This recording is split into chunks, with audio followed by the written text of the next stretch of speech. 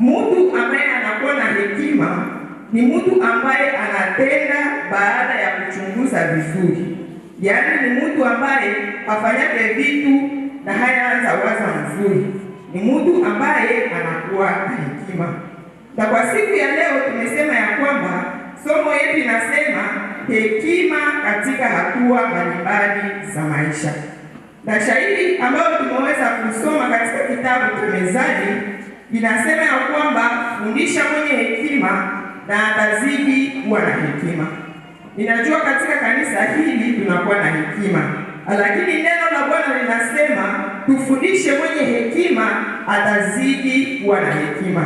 Yaani wakati tunaposoma neno la Mungu tunahatua hekima, tena tunaongezewa hekima. Na wakati tunaposoma maandiko matakatifu tunaona kuna wale ambao waliweza kutumia hekima katika hatua mbalimbali za maisha. Mfano wa kwanza tunaona Abigaili. Abigaili ni mwanamke ambaye aliweza kutumia hekima ili aweze kuokoa jamaa lake. Pengine kunakuwa mahali ambapo kumekuwa fujo, lakini Mungu akutumie na uweze kuwa na hekima ya kuweza hata kutuliza mahali ambapo kunaweza kukua vita katika jamaa. Pengine umeishi na mume mkaidi, lakini hekima ambayo unakuwa nayo inaweza kukusaidia hata kuweza kuishi na mtu ambaye anakuwa na hekima. Yaani hekima inakuwa na kazi kubwa katika maisha yetu. Mfano mwingine ambayo tunakamata ni mfano ya Esteri. Esteri pia aliweza kutumia hekima kwa kuweza kuokoa taifa lake. Lakini hekima hii aliipata wakati alipokubali mashauri ya Mordekai na kuweza kumuomba Mungu. Yaani wakati tunapoishi hata katika nchi yetu kunakuwa mambo mbalimbali ambayo yanapitika ndani yake, lakini kunaweza kupatikana yule ambaye ataweza kutumia hekima, maana anaweza kuokoa hata na taifa lote. Kwa sababu tunajua kwamba Esteri kupitia ile hekima ambayo Mungu aliweza kumpatia, aliweza kufika mbele ya mfalme na akaweza kupata kibali na taifa liweza kuokolewa. Yaani hekima ina nguvu ya kuweza hata kuokoa na taifa. Mfano mwingine ambao ni mtu ambaye aliweza kutumia hekima ni mfano ya Rutha. Rutha alikuwa mwanamke ambaye mume wake tayari alikuwa na amekufa, na alikuwa na mama mkwe yake ambaye ni Naomi. Lakini huyu Rutha aliweza kuwa mwaminifu na aliweza hata kumpenda huyu mama mkwe wake na kuweza kumtumikia. Na sisi kama wamama pengine huko mkazana mahali fulani, lakini hekima itaweza kukusaidia kuweza kuishi hata na mama mkwe wako. Kwa sababu watu wengi wanasema ya kwamba mara nyingi mama mkwe na mkazana hawapatani, lakini kupitia hekima ambayo Mungu anakupatia una uwezo ya kuishi hata na mama mkwe, ingawa anaweza kuambia urudi kwenu sikutaki, lakini Mungu ataweza kukuwezesha.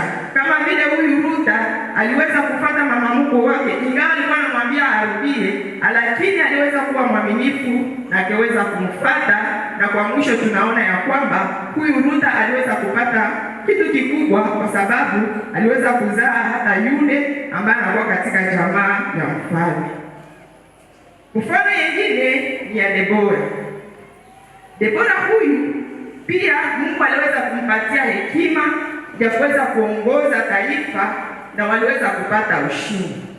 Yaani hekima pia Mungu anaweza kuitumia ili watu wapate ushindi katika mambo fulani ambayo wanaendelea kuipangilia. Na sisi katika maisha yetu tunaitwa kuendelea kuwa na hekima ili tuone namna gani tutaendelea kuongoza jamaa zetu. Kama vile huyu Debora aliweza kuongoza taifa na kwa mwisho wakaweza kufikia ushindi. Hata na kanisa pia linahitaji hekima ili tuweze kuweza mambo ambayo tunaendelea hata kupangilia katika mipangilio yetu. Mfano mwingine ni mfano ya Maria. Maria aliweza kuwa na hekima ya kuweza kutimiza mpango wa Mungu katika maisha yake. Na sisi ili tuweze kutimiza mpango wa Mungu katika maisha yetu, ni lazima tuwe na hekima. na mtu hawezi kuwa na hekima kama hana unyenyekevu. Yaani hekima inatembea pamoja na unyenyekevu. Ni watu wengi ambao waliweza kutumia hekima na iliweza kufanya kazi kubwa. Pengine watu wanaweza kusema pengine ni wamama tu ambao umeweza kuwasema, lakini pia kuna kwa baba wale ambao nao pia waliweza kutumia hekima. Tutaweza kukamata mfano ya Danieli. Danieli naye pia aliweza kutumia hekima kwa kuweza kutafsiri ndoto za mfalme. Na pale wakati alipotafsiri ndoto, pia aliweza kumshauria mfalme. Na sisi pia tunaweza kutumia hekima kwa kuweza hata kuleta mashauri kwa watu wengine. Huyu Danieli aliweza kumshauria mfalme, huyu Danieli aliweza kutafsiri ndoto. Pengine tunaweza sema akose watu inasiku waelezake mandoto zako. Lakini ndoto ni kile ambacho unafikiria ili kiweze kuvaa mwili. Unaweza kutumia hekima na ile ambayo inakuwa kama ndoto ambayo nataka uweze kuirealize katika maisha yako, inaweza kuvaa mwili kupitia hekima. Ni watu wengi ambao walitumia hekima, hata na Yusufu, Joseph naye wakati alipokuwa kule kwenye Farao aliweza kutumia hekima kwa kuweza kutafsiri hiyo ndoto ya Farao. Na tunasema ya kwamba huyu Joseph aliweza kutumia hekima, na mara alikuwa mtu ambaye alikuwa hata anatumikia watu wengine, na aliweza kufanya kazi katika nyumba yao kwanza, pia akaenda kufanya kazi katika nyumba ya Potifar. Hata alipokuwa katika prison aliendelea kutumika. Mara watu wengi wanapenda watumike wakati tu watawalipa pesa, lakini Josefu huyu aliendelea kupata hekima wakati anapokubali hata kutumikia watu wengine, kwa sababu wakati unapotumika unapata pale akili ambayo inaendelea kusaidia hata katika maisha yako, ambayo inaweza kukufikisha kwa vitu vya kabambi sana. Katika somo letu la leo, lengo kubwa ambalo tunalenga, tunataka Mungu aendelee kutusaidia tuweze kuimarisha tena hekima yetu. Na hekima yetu hii itaweza kutusaidia tuweze kuishi katika jamaa zetu. Hekima hii itaweza kutusaidia tuweze kuishi katika kanisa. Pia hekima hii itaweza kutusaidia kuweza kuishi katika kazi ambapo tunashinda. Pengine wakati tunapokaa hivi tunaweza ona watu wiko na hekima, lakini wakati tunapokuja kanisani, mara tunakuja kupata vile ambavyo vitatusaidia kwenda kuishi nje ya kanisa. Na ni pale ambapo tunafanya kazi nyingi. Walimu wanatuambia kwamba kunakuwa kanisa mbili. Kunakuwa Eglise Rassemblée na kunakuwa Eglise Dispersée. Eglise Rassemblée hii ambayo tumekuja hapa ili tena tuweze kumsikiliza Mungu. Lakini Eglise Dispersée ni ile kanisa ambayo kila mtu ataenda mkazi zake. Huko wengine wataenda Birere, huko wengine wataenda Lima, huko wengine wataenda kazini, huko wengine watashinda nyumbani, kila mtu atashinda mahali pake. Na ujue ya kwamba pale ambapo unapashinda ni pale kunakuwa ile eglise yenye iko dispersée. Lakini wakati tunapofika hapa, tunakuja tena kuchukua vile ambavyo vitaweza kutusaidia tuende tangaza habari njema kule ambapo tunashinda. Ndio kwa maana tunasema ya kwamba somo hii itaweza tena kutuimarisha tuweze kukomalisha hekima, kwa sababu kule ambapo tunashinda ni kule ambapo Ukristo wetu unahitajika kuonekana. Lakini cha kushangaza sana, watu wanajiandaa wanapokuja kanisani, lakini wanapofika kule nje wanazania kwamba kule hakuna Mungu, mimi naweza fanya wenyewe ninapenda. Ingelikuwa vizuri kufanya vya mbaya huko upate makoreksio, na kule nje sasa kuishi maisha matakatifu, kwa sababu ni kule ambapo tunaenda kufanya kazi. Pale tutaweza kukamata mfano. Tutaweza kukamata mfano ya station ya karibira. Wakati mtu anapofika ku station ya karibira, anashota karibira, hata bakia pale. Akishakamata ile karibira, anaenda sasa tumikishe ile karibira kule mwingine. Tena sasa itaisha, inaweza kuwa hata haiisha, tena anakuja kule nyingine. Na sisi kama Wakristo tungelikuwa vile. Wakati tunapofika hapa, tungekuja kumwabudu Mungu, tungekuja tena hapa kushota nguvu za Mungu ambazo zitaendelea kutusaidia tuende katika mji, tuende katika Eglise Dispersée ambapo tutaendelea kutangaza habari njema. Na katika somo hili tutaweza kuona mambo mbili na tutakuwa tumemaliza. Kitu cha kwanza, tutaona nyakati mbalimbali ambazo watu wanaweza kukosa hekima. Nyakati mbalimbali ambazo watu wanaweza kukosa hekima. Na tutaweza pia kuona mambo ambayo yataendelea kutusaidia ili tuendelee kuimarisha hekima yetu. Kitu cha kwanza, au nyakati ambayo watu wengi wanakosa hekima ni wakati wa furaha. Wakati watu wanapofurahi, watu wengi wanakosa hekima. Na pale tutaweza kukamata mfano katika kitabu cha Samueli wa pili sura yake ya 6, tutakamata ile verse yake ya 14 na ile ya 12. Inasema, Daudi akacheza mbele ya Bwana kwa nguvu zake zote. Daudi akavalishwa na efodi ya kitani. Halafu Daudi akarudi kukaribia nyumba yake. Na Mikali binti ya Saulo alitoka kukutana na Daudi akasema, mfalme wa Israeli alikuwa leo na utukufu namna gani, akijifunua leo mbele ya macho ya vijakazi wa watumishi wake, kama mmoja wa watu kule anavyojifunua pasipo haya. Daudi akamwambia Mikali, ilikuwa mbele ya Bwana aliyenichagua juu ya baba yako na juu ya Mungu na juu ya nyumba yako yote, uniweka mkubwa juu ya watu wa Bwana, juu ya Israeli. Kwa hivi nitacheza mbele ya Bwana. Hapa ni habari ambayo ni habari ya Daudi, na hapa ni Daudi aliweza kucheza. Lakini wakati Daudi huyu aliweza kucheza, wakati aliporudi nyumbani, mke wake alikuwa na misimamo na akimwambia mfalme, mbona leo ulicheza sana? Mbona leo ulicheza ovyo ovyo mbele ya vijakazi vyako? Kuna wakati watu wanapofurahi, maana wanapoteza hekima. Na mwimbaji mmoja alisema, ni katika sherehe Wakristo wengi wanakufa. Sio kukufa tu, watu wanaenda kuzika, lakini kuna vitu vingi vya kiroho ambavyo tunavipoteza katika mafuraha. Tunavipoteza kwa sababu tunapenda kose tufurahishe watu, lakini kuna vitu vingi ambavyo vinakufa katika maisha yetu. Wakati mwingine ambayo watu wengi wanapoteza hekima ni wakati wa huzuni.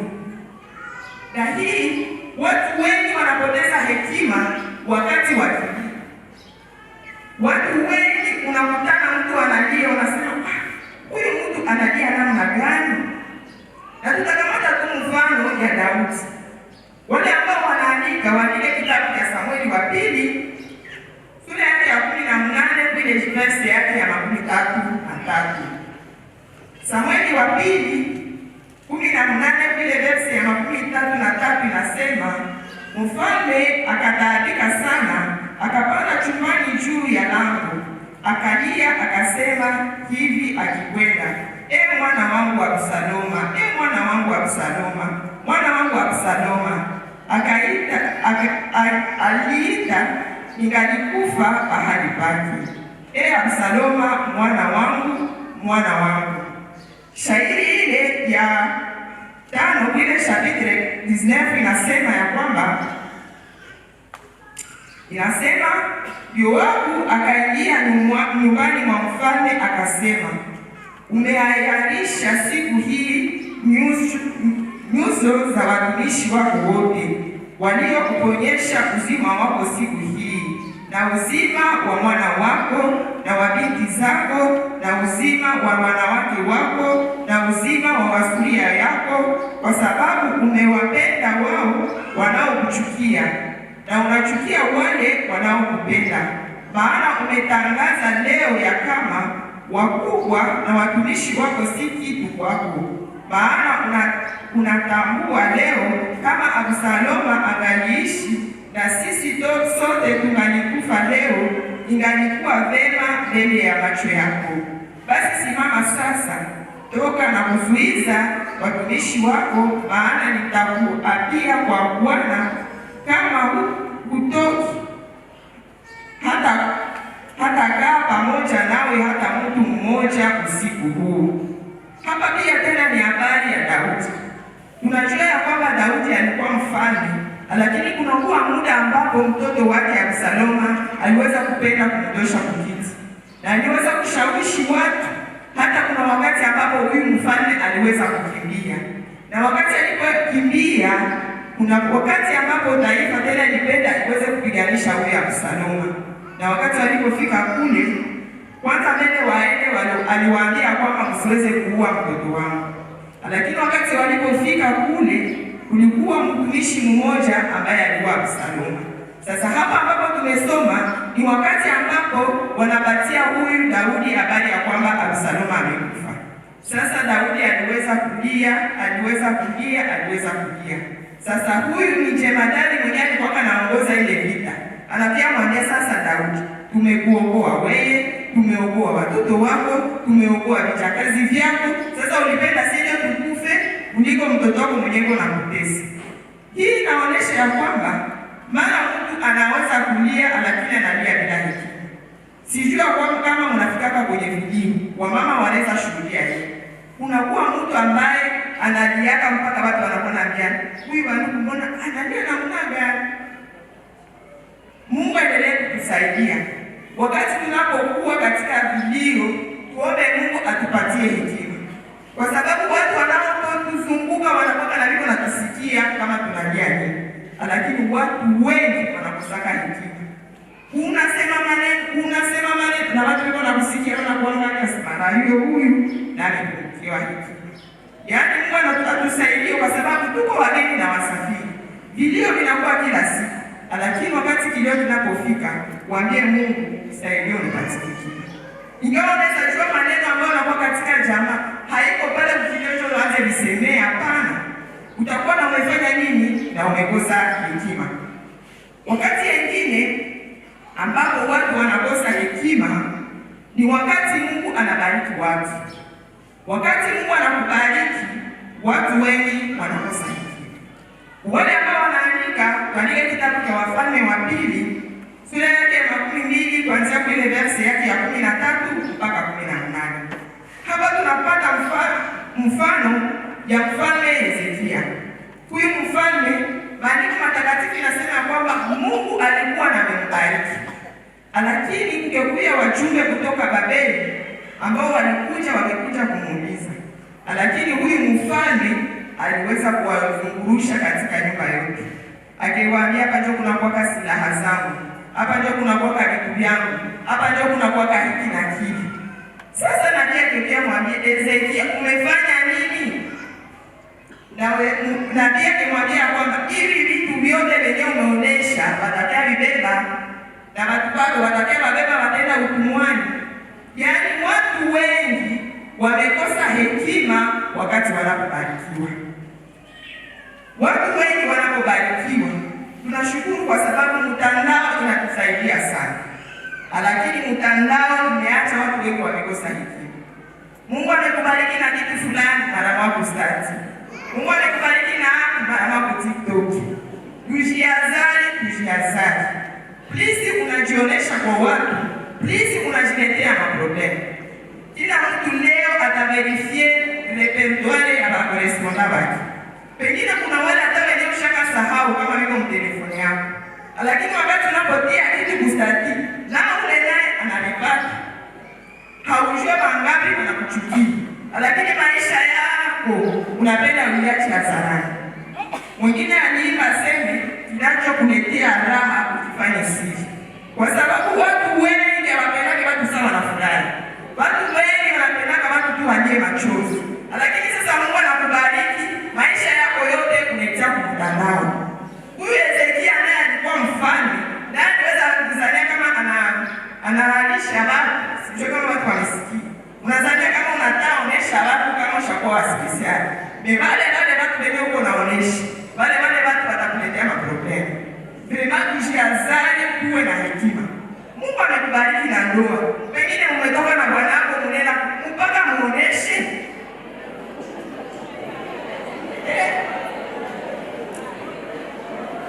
Watu wengi wanazania wakishaonesha vile, jua ataonesha kama kupenda kwa jua na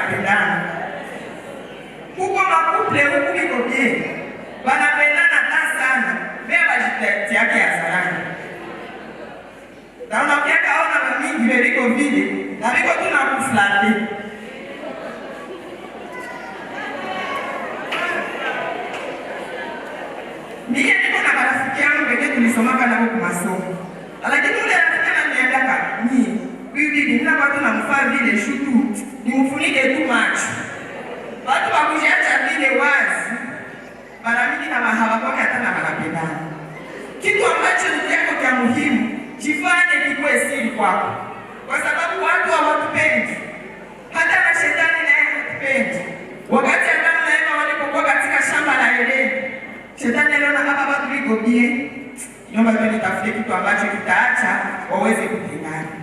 Yaani wakati Mungu anakubariki, jikaze ushipatie hekima. Watu wengi wamepoteza hekima na watu wengi wamepata vitu ambavyo vimekuwa madhara kwao kwa sababu wanapenda wajioneshe mbele ya watu.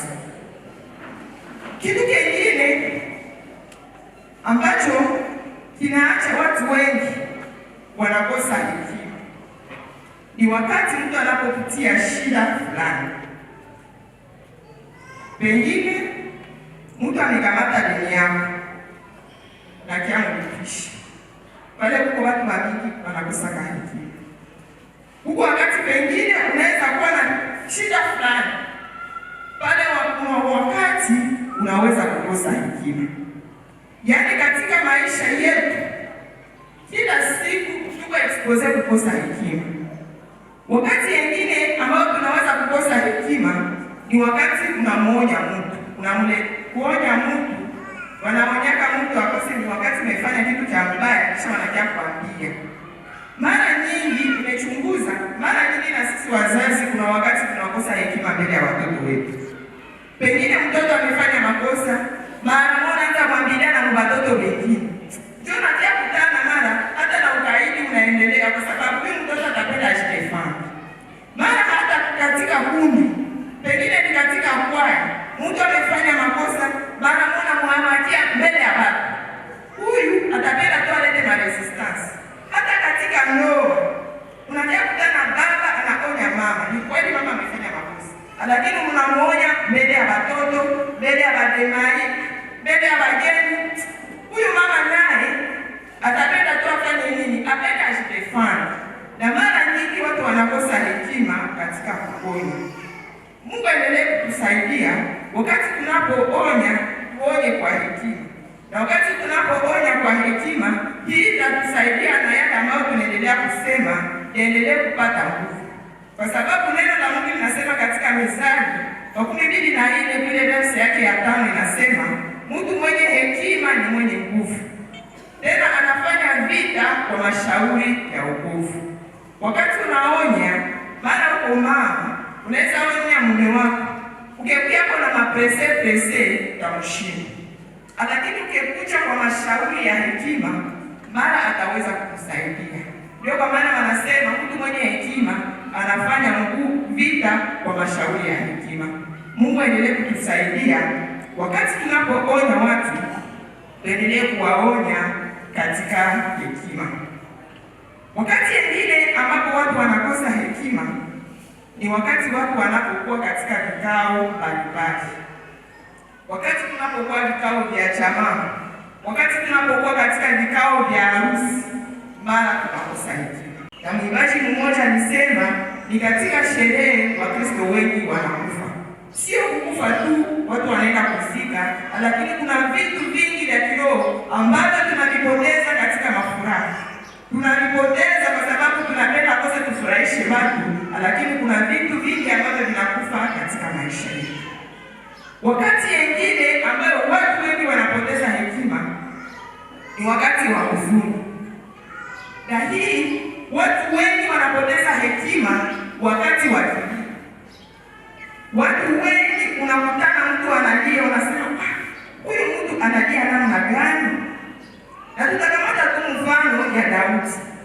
Wale ambao wanaandika kitabu cha Samueli wa pili sura yake ya 18 vile verse yake ya 33. Samueli wa pili 18 vile verse ya 33 inasema, mfalme akataabika sana, akapanda chumbani juu ya lango, akalia akasema hivi akikwenda, e mwana wangu Absaloma, e mwana wangu Absaloma, mwana wangu Absaloma. Aliita, ningalikufa pahali pake, e Absaloma, mwana wangu, mwana wangu. Shairi ile ya 5 ile chapitre 19 inasema ya kwamba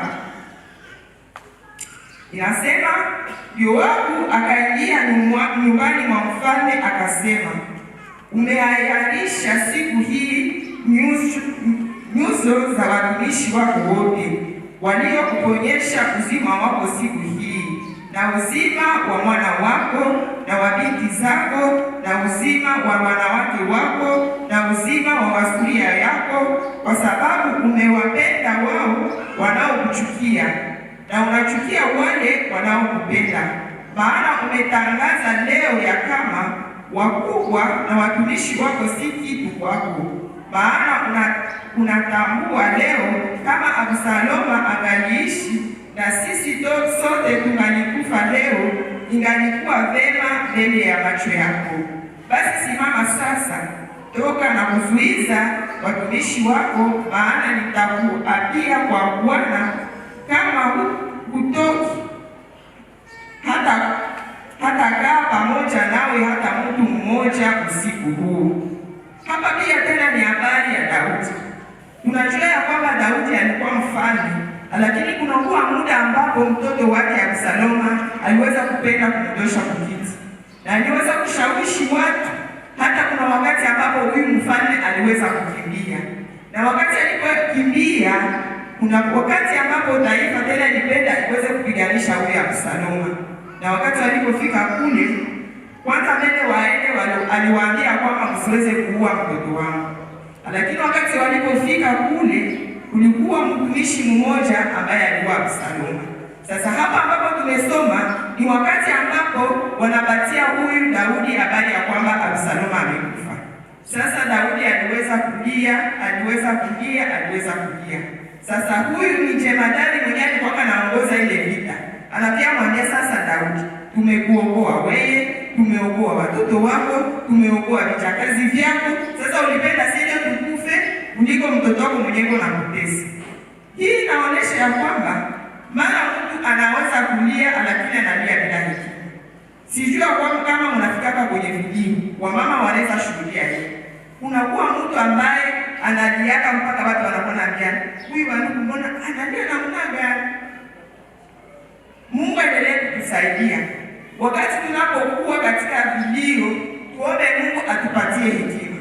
Kwa sababu watu wanaotuzunguka wanakuwa na viko na kusikia kama tunalia nini. Lakini watu wengi wanakosaka hekima.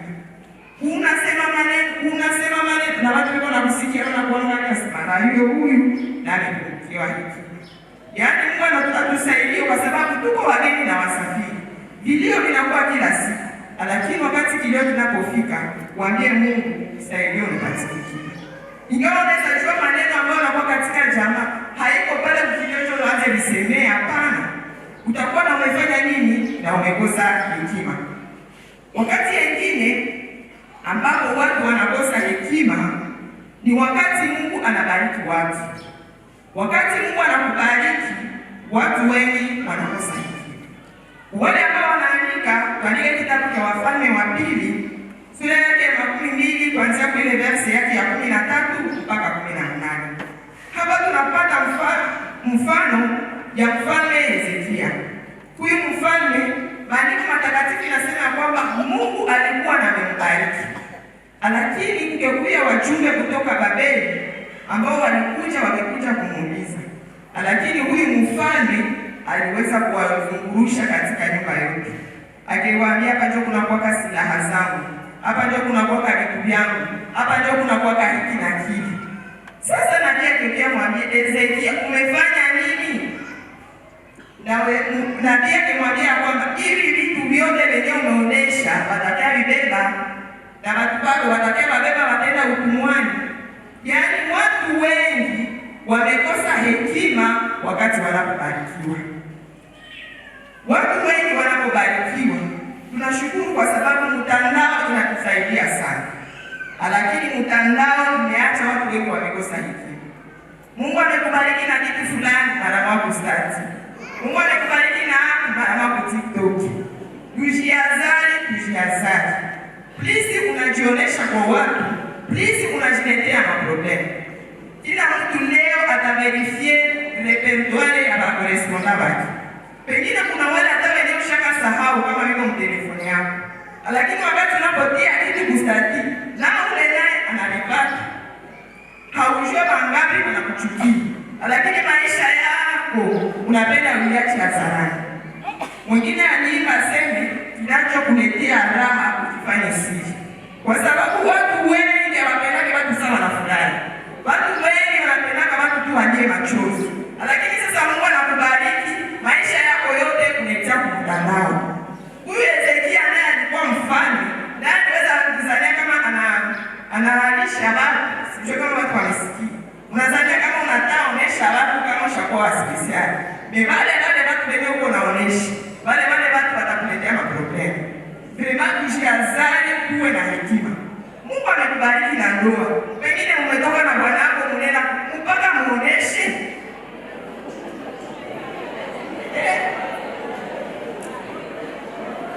Watu wengi wanazania wakishaonesha vile, ndio wataonesha kama kuple yako ndio wanapendana. Huko makuple huku biko bien. Wanapendana sana. Beba jitati yake hadharani. Na unaona mingi veliko vile, na viko tu na kuflate.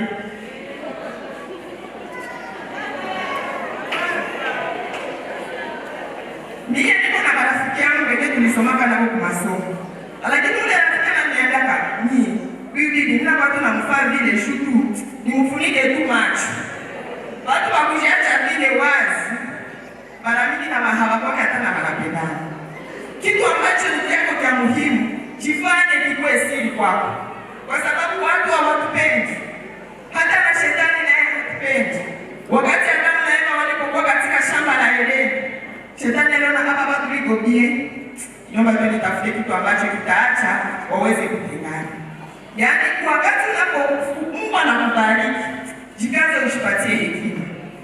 Watu wengi wamepoteza hekima na watu wengi wamepata vitu ambavyo vimekuwa madhara kwao kwa sababu wanapenda wajioneshe mbele ya watu.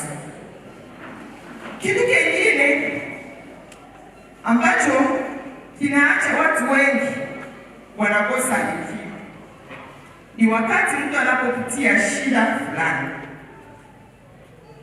Pengine mtu amekamata deni yako na kiamlipisha. Pale huko watu wengi wanakosa hekima. Huko wakati pengine unaweza kuwa na shida fulani. Pale wakati unaweza kukosa hekima. Yaani katika maisha yetu kila siku tuko expose kukosa hekima. Wakati mwingine ambao tunaweza kukosa hekima ni wakati unamwonya mtu, kuonya mtu, wanaonyaka mtu akose ni wakati umefanya kitu cha mbaya kisha wanakia kuambia.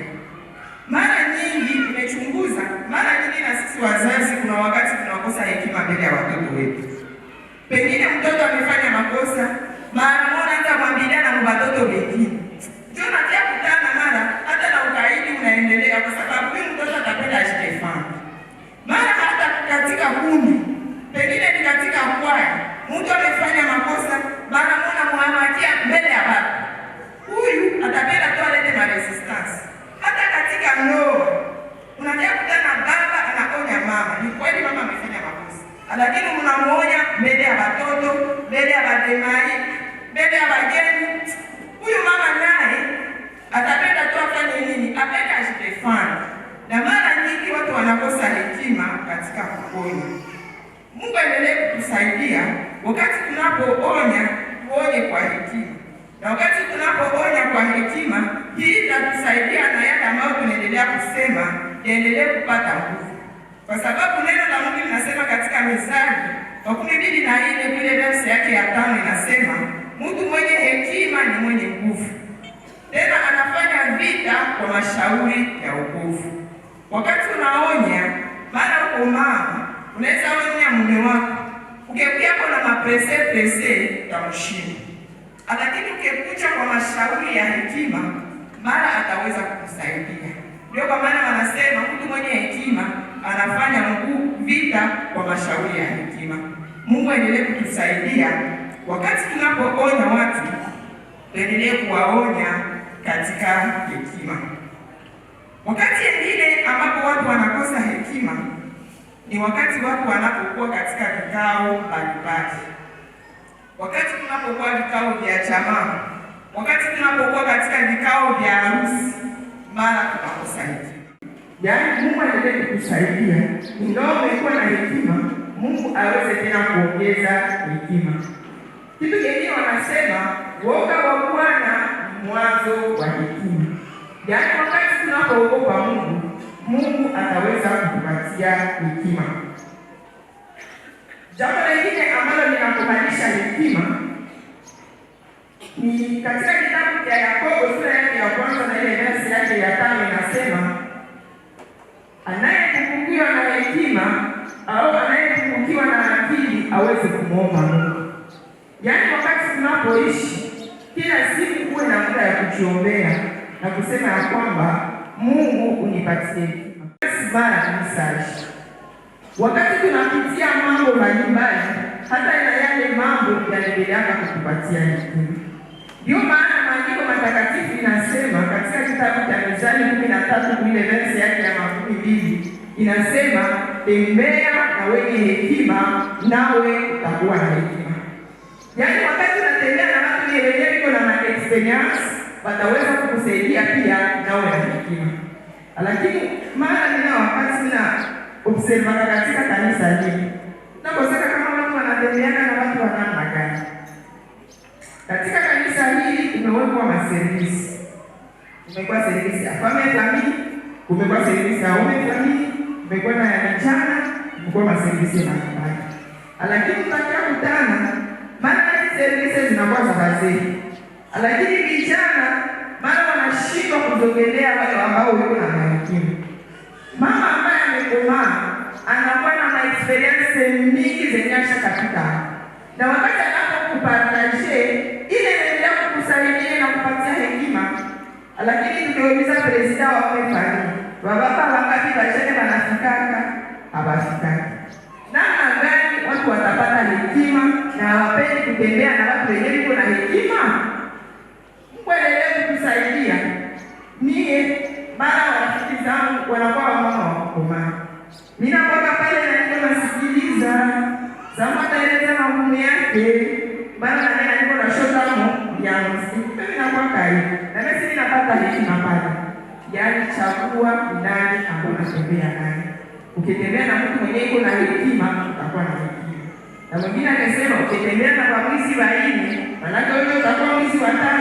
Yawe mchunguze ni nani ambaye unatembea naye.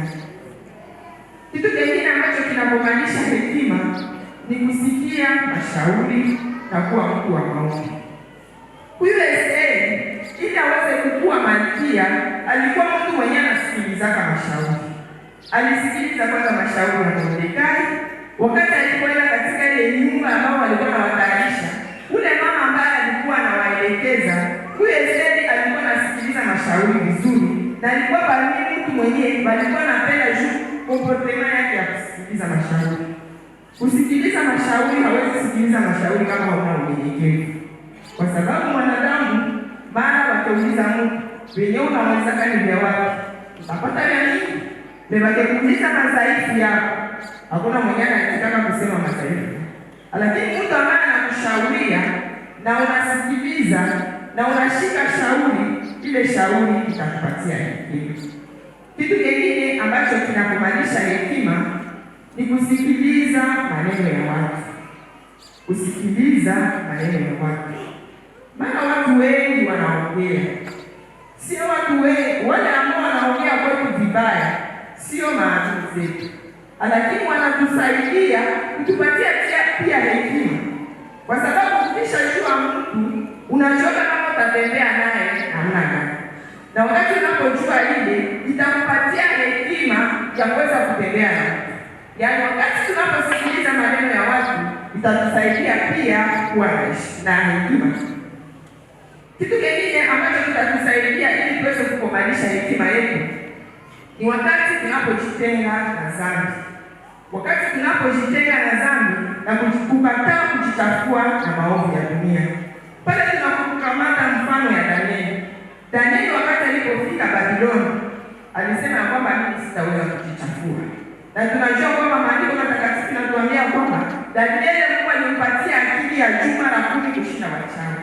Vijana, kama unapenda Mungu akupe akili, kataa maovu ya dunia na Mungu ataweza kukupatia akili. Tunaona pia na Josefu naye Mungu aliweza kumpatia hekima. Yaani wakati tunapomwogopa Mungu, tunakataa maovu ya dunia, hii itaweza kutusaidia ili tuweze kukomanisha hekima yetu. Kitu kingine ambacho kinatusaidia kuweza kukomanisha hekima yetu ni wakati tunapokubali kusikiliza Roho Mtakatifu. Wakati tunapokubali kusikiliza Roho Mtakatifu, hii itatusaidia kuweza kukomanisha hekima yetu. Na wanatuambia kwamba Mungu iko na vitu vitatu. Mtu anakuwa na mwili, roho na nafsi. Na ukikamata mwili ni entier ya nafsi na roho. Yaani Mungu iko plus spirituel et physique. Sasa ili uweze kukomanisha hekima, ni lazima ujue kusikiliza roho ambaye anataka kusafisha kabambi ni maisha yako. Lakini mara nyingi tunaishi fiziki kushinda kuishi spirituel. Na hii inaacha mara tunakosa hekima. Lakini wakati tunaposikiliza roho wa Mungu ambaye anabeba